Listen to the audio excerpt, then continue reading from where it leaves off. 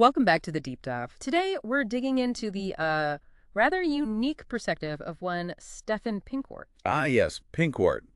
He compares some texts to lukewarm tea and others to, well, something much less pleasant but unforgettable. Exactly. Diarrhea, to be blunt. He uses that rather visceral image to talk about stage performance and making an impact. It's memorable, you could say. Definitely memorable. And Pinkwart, for those who might not know, he's quite involved in the poetry, slam, and stage performance scene.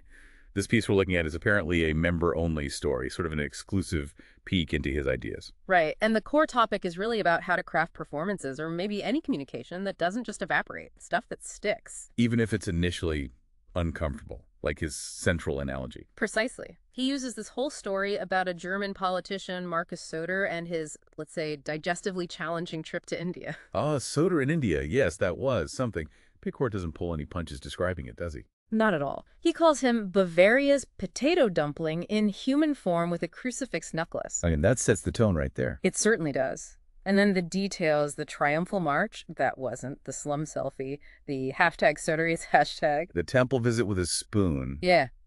It all builds up to this inevitable bacterial regret, as Pinkwart puts it. Followed by a hasty retreat in the flying bunker of shame. It's quite the narrative. But his point, connecting back to performance, is contrasting this unforgettable, albeit negative, experience Söder's digestive woes with content that's just bland, forgettable, like lukewarm tea. Or, as he also puts it, texts that hit like dry white bread after nuclear war. Ouch. Yeah. He really slams performers who are just boring. He calls them a stomach ache on two legs, which, again, ties back to that whole visceral theme. It's harsh, but it highlights the problem he sees.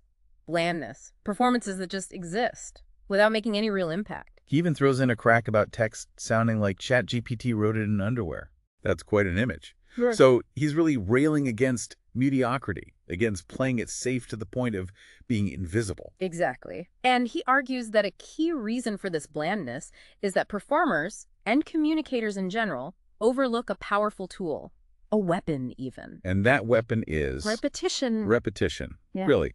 Isn't that usually seen as, well, boring? Or, as Pinkwart apparently puts it, something for Schlager singers and dementia patients. That's exactly the misconception he attacks. He argues that repeating a line but changing the delivery can build incredible power and impact. It's not about monotony, it's about intensification. Okay, that's interesting. So not just saying the same thing over and over, but imbuing it with different meaning each time. Precisely. He gives examples, like the phrase, "he was never there." Okay, how does that work? First time, maybe it's said softly, almost uncertainly, like a dawning realization. Then later, maybe it's repeated cold, shaky, like the chilling finality is setting in. Right, I could see that building. And finally, it's screamed, spat out, "he was never there."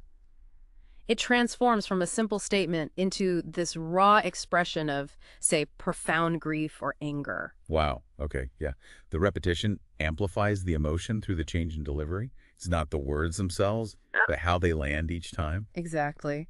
And he even gives an exercise for the listener, or the stage sinner, as he calls this. Oh, what's the exercise? Pick a sentence. Any sentence. Could be, "I am enough," or something darker like, "I hate my mother," or even mundane like, "I wish I never ate toast." Okay. An interesting selection. And then say it 3 times, but each time, change yourself, your delivery, your intention. First, as a joke, then as a weapon, and finally, as a wound. As a joke, a weapon, a wound. That forces you to explore radically different emotional states with the same words. That's actually quite clever. It really makes you feel the potential, doesn't it? How much lies in the how, not just the what. Absolutely. It demonstrates the power of performance layered onto the text itself. He has another example, too, with "I love you." A classic phrase. How does he twist that one? Starts casual, almost throwaway, "I love you." Then maybe it becomes broken, choked out, "I love you." Like, it's painful to say. Okay, I'm following. And the final repetition, it's this almost insane, maybe desperate scream, "I love you." So it goes from casual sentiment to something intense, maybe even disturbing. Right. He says it transforms into a curse, a fist, even a, well, his term is slamgasm. A slamgasm. Right. Pinkwarts certainly have a way with words.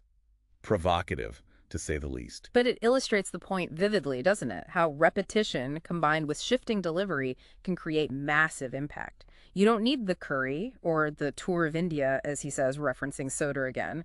You need repetition. So his core message is, Don't be afraid to repeat your key points, but be intentional about how you repeat them. Vary the delivery, vary the emotion, build the intensity. Exactly. And then he sort of turns to the reader asking why they're still reading. Yes. Is it a taste for self-punishment or realizing you might be a poser with stage perfume? Classic Pinkwart. But it's a lead-in, of course. To the book recommendation. Naturally. Poetry Master Posey Kraft in 7 Tagen. He mentions it's available in German, specifically listing DH, and also in English. Poetry Power in 7 Days, I assume the English title would be, or something similar. Hmm. And what does this book promise?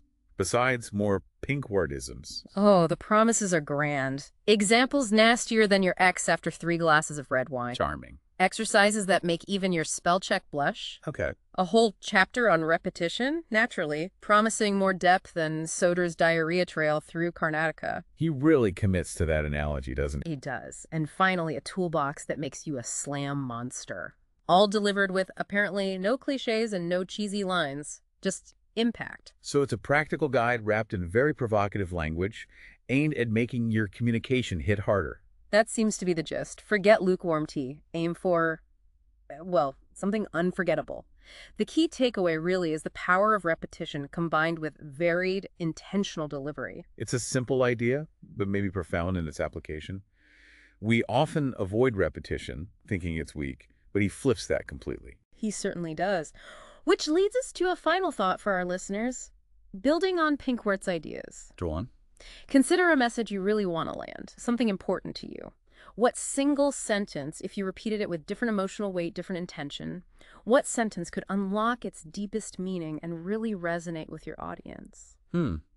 That's a powerful question.